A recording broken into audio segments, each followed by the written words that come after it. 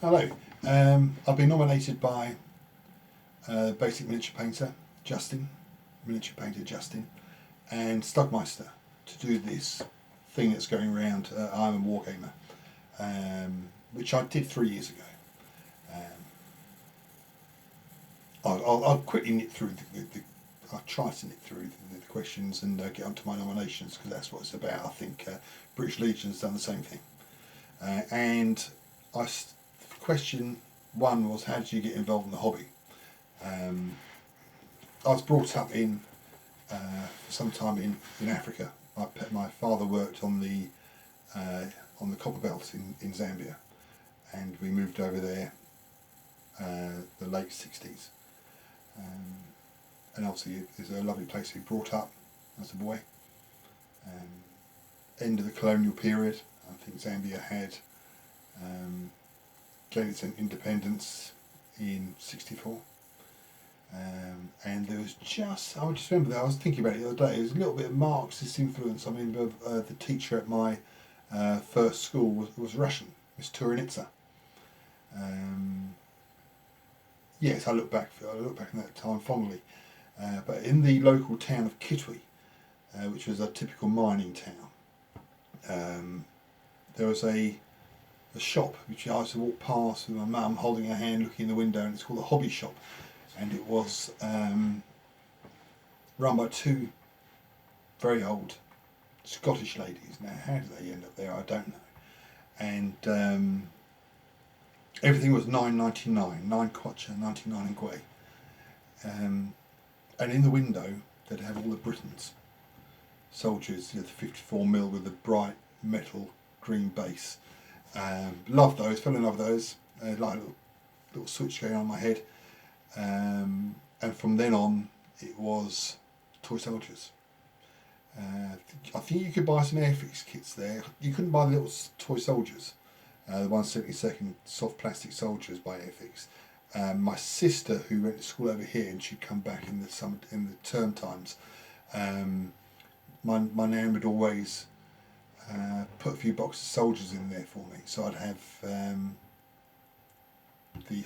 the Waterloo Highland Infantry against the German ski troops and stuff like that. But it was great. I loved it, and I think I was making probably a model a week when we finally left there.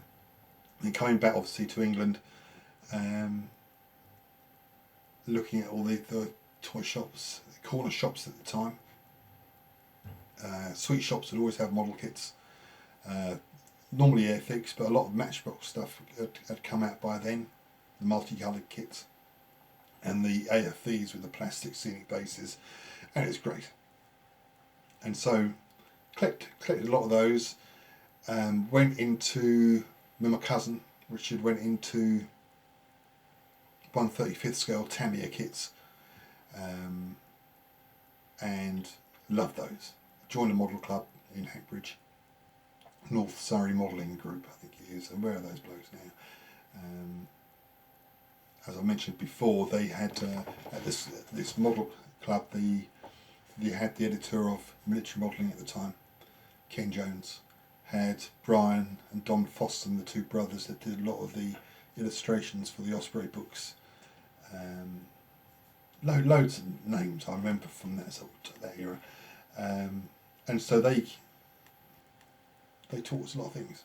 And we also got Ken Jones, the editor of military modelling. We get a lot of people sending their stuff for him to review, and he'd pass it to me and Richard. That's quite good. But my first love, although I love painting and making the larger scale kits, I also enjoyed wargaming, the thought of wargaming, and so we built up large armies of plastic Napoleonics. Richard fell by the wayside, and I'm sure it will return one day, because it never leaves you. And I wasn't a member of a club, but I just carried on painting all the time. And I think as Paul Richardson said, then you have the phase of sex, drugs and rock and roll, and things sort of take a back seat.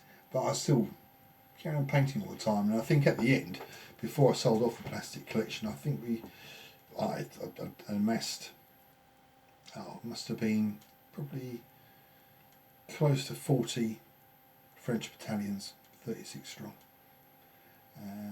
Probably not as many allied, but I wasn't gaming, but carrying on painting all the time.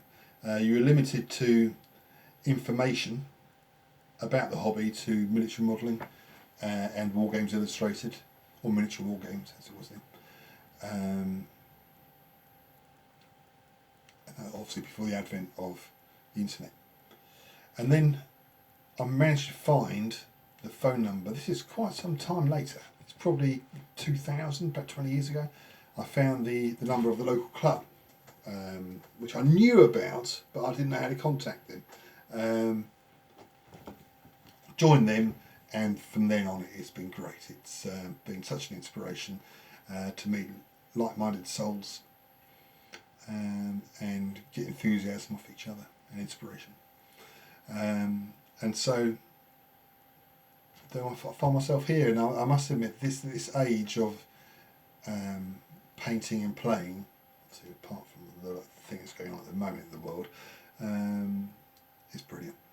Absolutely love it. I managed to get my own man cave up in our loft attic, understanding wife, and no, it's great. Any regrets about the hobby? Probably none. Wish I'd joined the club earlier, but you do what you do at the time, and hopefully you do what you think is best. Right, that's that. Second question. What advice for a newcomer? Yeah, as everybody else says, just get it. Just do it. Use your phone, use your tablet, and dog's upstairs. Use your phone or your tablet. Post your videos, and we're all in the hobby together, and you thoroughly enjoy it, and it gives you motivation to get things done. Don't feel any pressure doing it. I can't remember who said it today. If you just do one video a month, it's one video a month, and you'll soon get people watching. Like I've always said, contact me or contact anybody, and we'll give you a shout and help you get on your way. It's the hardest thing is doing the first one, and after all, it's just plain sailing. Where can I see my channel in 5 years' time? Exactly the same. I've been doing this now, I think, for probably 5, 6, 7 years. If I had changed it, I'd have done it by now. So no, more of the same. My eyesight's rapidly, well, it ain't so good. So I'll just carry on as long as I can. Right, that's that. That's me out of the way. Right, nominations. I'd like to hear the stories from Chris Packer from one of the colonies down south. He's got a lovely Napoleonic collection, and I'd like to hear his story. Holy Diver, never outspoken. What's your story, pal? Thirdly,